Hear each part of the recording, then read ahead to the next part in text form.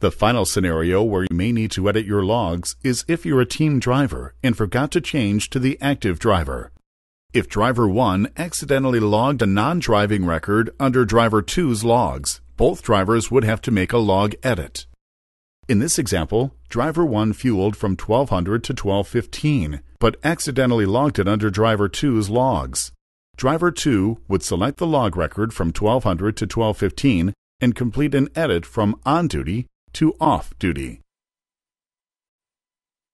Driver 1 would then make an edit to their logs from off duty to on duty from 1200 to 1215 for fueling. There will be times when you won't be able to make a log edit from the MCP 200.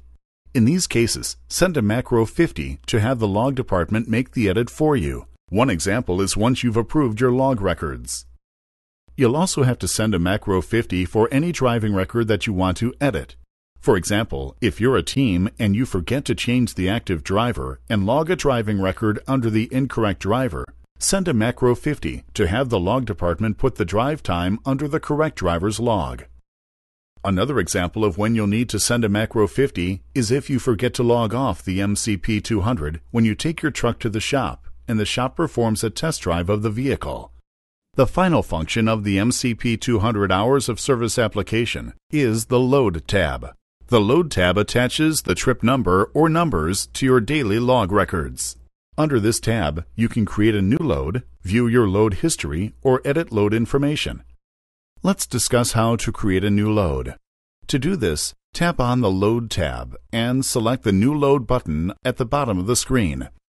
From this screen, you can enter information about the new load you just received. The Load ID field is where you enter the trip number of your new load. Enter the date you received the load information in the Start field. Enter the date you will finish the load in the End field. Enter the Bill of Lading number in the BL Number field. Then enter the trailer number of the load in the Trailer 1 field. You can list up to 3 trailer numbers in the load screen. Scroll down to enter more trailer numbers by using the down arrow on the side. Once you're finished entering all of the information, tap the OK button to complete the new load. You can also view a history of your previous loads from the Load tab. Tap the History button to look through previous loads. Review your history by scrolling up or down using the arrows on the side. View the details of a specific load by selecting the load and tapping the Details button at the bottom of the screen. If you entered information on a load that ends up canceling or that you don't end up taking, you can delete the trip by selecting the load and tapping the Delete button at the bottom of the screen. A secondary screen appears. Confirm you want to delete the trip by clicking OK. You can also edit your current load from the Load tab. The current load you're under appears once you select the Load tab.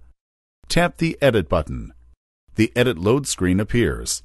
You can make changes to any field by simply selecting the field you want to update. Once you've finished the changes, tap the OK button to complete the editing process. Finally, you can edit previous loads by selecting the History button from the Load tab. Select the load that you want to edit. Tap the Edit button and proceed as described just a minute ago to edit the load. This completes your training on the MCP 200 hours of service application. If you have any questions over any of the functions we covered today, please contact your fleet manager or the log department.